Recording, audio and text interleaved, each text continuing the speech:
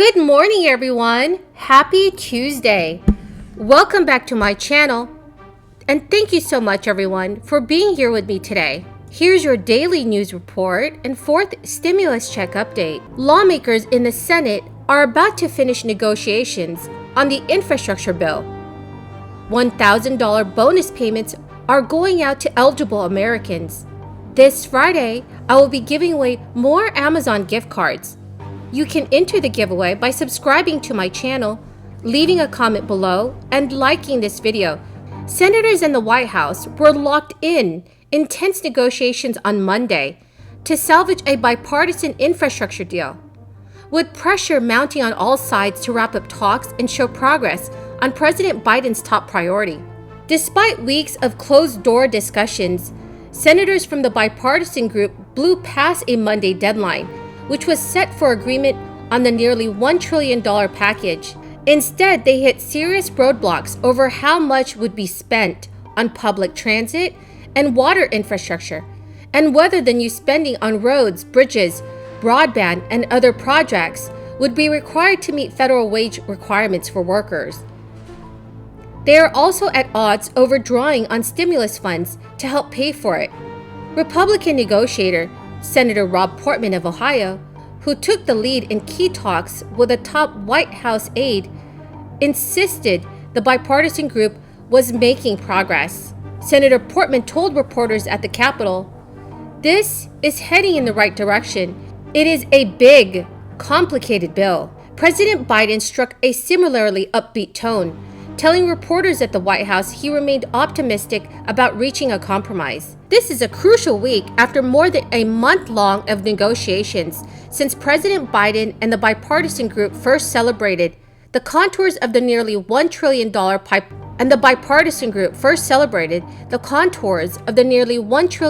bipartisan agreement back in June.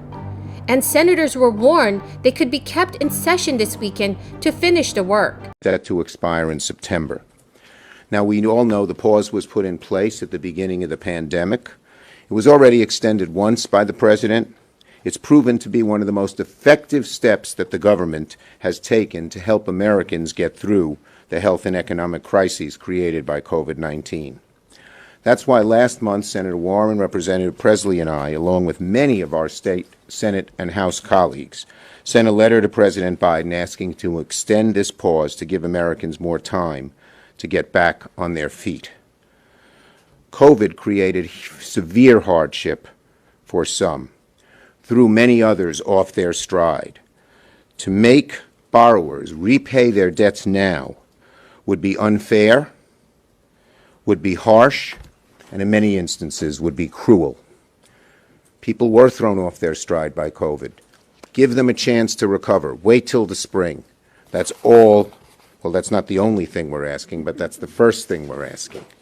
We are also continuing to call on President Biden to use his existing legal authority to cancel up to $50,000 of student debt.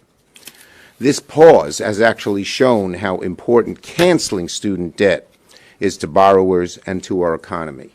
The White House wants a bipartisan agreement for this first phase before Democrats go it alone to tackle broader priorities in a bigger $3.5 trillion budget plan that's on deck.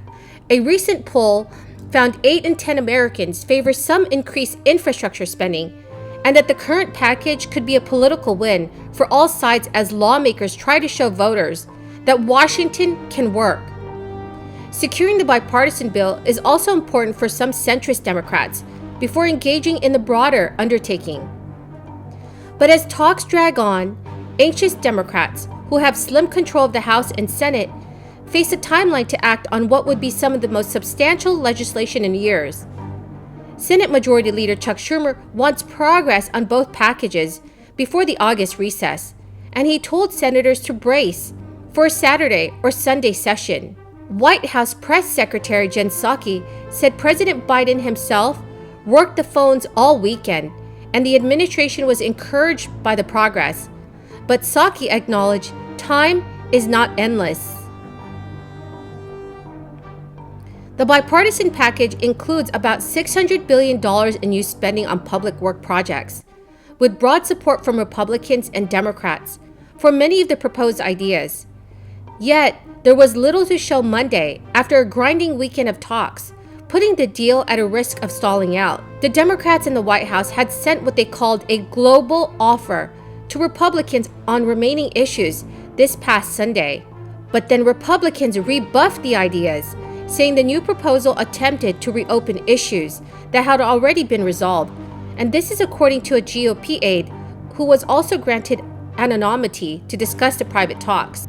Republican Senator Susan Collins said it is time for Biden to become more involved, noting, "I think it is imperative that the president indicates strongly that he wants a bipartisan package."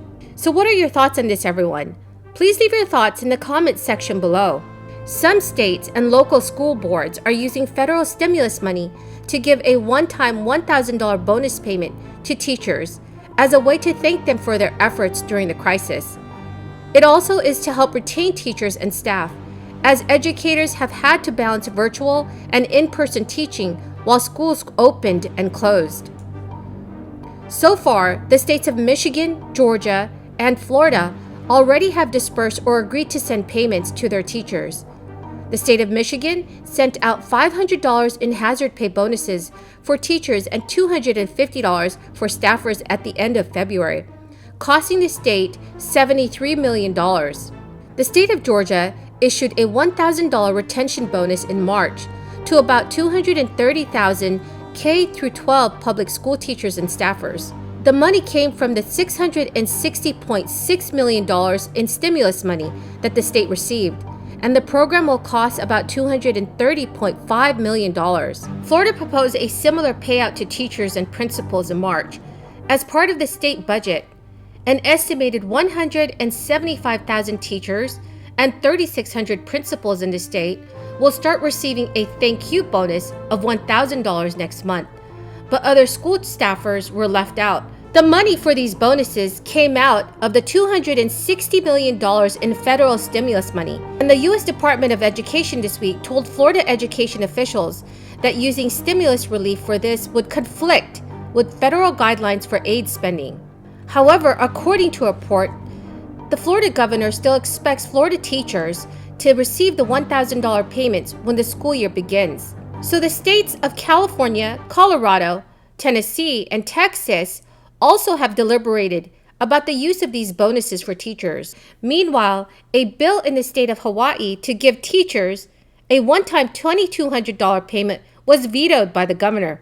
New Jersey, New York, and Pennsylvania are not currently among the states proposing or paying out stimulus bonus to its teachers and staff at this time. So everyone, what are your thoughts on this? Should states send out extra checks to its residents? Please leave your thoughts in the comments section below. That is the end of the video, everyone. Thank you so much for being here today. I hope you found this video helpful. Remember that this Friday, I will be giving away more Amazon gift cards. You can enter my giveaway by subscribing to my channel, liking this video, and also leaving a comment below. Thank you so much, everyone, and have a very blessed day.